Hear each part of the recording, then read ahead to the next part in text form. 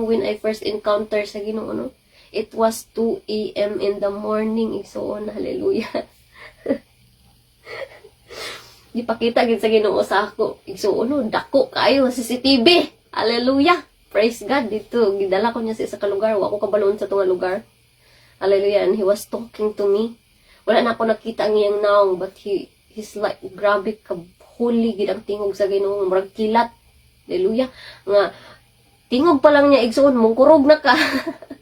Hallelujah. Nga dito day sa langit, igsoon, wala natago sa Ginoo. Hallelujah. Wala natago. Usahay sa atong kinabuhi, ma-discourage ta igsoon nga, nagbuhat ta og maayo, pero dili maayo ang gibuhat sa ato. And we back sa akong kinabuhi, pila ka tuig. No? Ang akong prinsipyo nga magbuhat ka og maayo. Magbuhat kog maayo. Para balusan po kog maayo.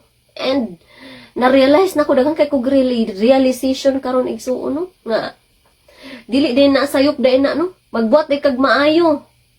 Para sa Ginoo, kay mo'y gustuan sa Ginoo nga imong buhaton.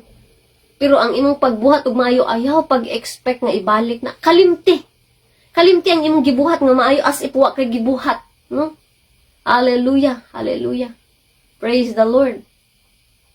Ayaw pag-expect nga kung nagbuhat kag maayo sa imong isig kataw ibalik sa imong kadili inana igsoon.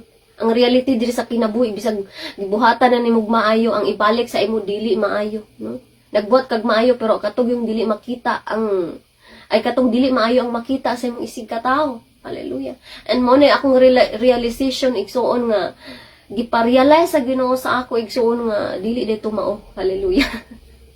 Hallelujah.